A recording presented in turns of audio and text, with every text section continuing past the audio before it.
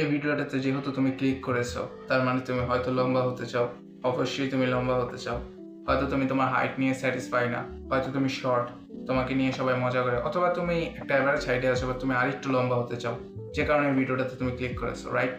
ওকে, so এই ভিডিওতে আমি এরকম কিছু ব্যাপার নিয়ে আলোচনা করব যেগুলো জানার পর তুমি চেষ্টা করে তোমার হাইটকে কিছুটা হলেও বৃদ্ধি করতে পারো। আচ্ছা, একটা জিনিস হয়তো তুমি জানো, মানুষের হাইট বেশিরভাগ ডিপেন্ড করে তাদের জেনেটিক্সের উপর। এটা হয়তো তুমি জানো 80 to 90% জেনেটিক্সের উপরই ডিপেন্ড করে। আই গেস 85-80% এরকমটা জেনেটিক্সের উপর ডিপেন্ড করে, অ্যান্ড বাকি 20% অথবা 15% আমাদের হাতে থাকে। তো এখন জেনেটিক্স থেকে তুমি যেটা পেয়েছো সেটাকে তো তুমি বিট করতে পারবে না, বাট যতটুকু তোমার হাতে আছে সেটাকে তুমি কাজে লাগাতে পারো। আমি একটা কথা বলতে চাই, তো তুমি এখন তোমার হাইট বৃদ্ধি কিভাবে করবে? Let's make this video very short and simple ভাবে আমি জাস্ট 3টা বিষয় নিয়ে কথা বলবো। এই 3টা জিনিস ট্রাই করে দেখতে পারো। যদি হাইট বাড়বে, না বাড়লেও কিছু করার নেই, চেষ্টা করতে থাকো। যদি তোমার বয়স থেকে থাকে, তোমার এটা জানা দরকার তোমার বয়স কত। এটা জানা রাখা দরকার যে হাইট সবসময় বাড়ে না, একটা নির্দিষ্ট বয়স পর্যন্তই বাড়ে। অ্যান্ড এটা মূলত অনেকে 18-র পরে হাইট বাড়া বন্ধ হয়ে যায়, আবার এরকম সাইন্টিফিক রিসার্চে পাওয়া গেছে কেউ 25 বছর বয়সে যেও লম্বা হয়। এটা ম্যাক্সিমাম ডিপেন্ড করে হচ্ছে গ্রোথ প্লেটের উপর। প্রতিটি মানুষের বডিতে গ্রোথ প্লেট থেকে থাকে, অ্যান্ড এই গ্রোথ প্লেটগুলো হচ্ছে আমাদের হাইট বৃদ্ধি করতে সাহায্য করে। মানে এই গ্রোথ প্লেটগুলো যতদিন ওপেন থাকবে মানুষ লম্বা হবে, এই গ্রোথ প্লেট ক্লোজ হয়ে গেলে মানুষের হাইট বৃদ্ধি হওয়া স্টপ হয়ে যায়। এটার একটা এক্সরেও আছে, সেই এক্সরে করে তুমি জানতে পারো তোমার গ্রোথ প্লেট ওপেন আছে কিনা। আচ্ছা, আমি যখন ফার্স্ট জিম করে স্টার্ট করেছিলাম তখন আমার হাইট ছিল 5'4". তো তখন অনেকে আমাকে বলেছিল যে জিম করলে হাইট আটকে যায়। আমি ফার্স্টে এর আগে এটাই ভাবতাম জিম করলে হাইট আটকে যায়, বাট একটা সময় আমি অনেক স্নিকি ছিলাম, তখন ভেবেছিলাম যে না, আমার হাইট বাদ দিয়ে আমি আগে ওয়েট গেইন করতে হবে, আমার বডি বানাতে হবে।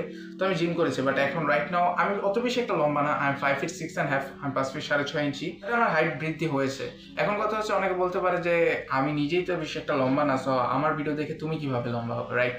আমার আম্মু হচ্ছে 5 ফিট, আমার আব্বু ইয়াং এজে 5'5" ছিল, এখন 5'4".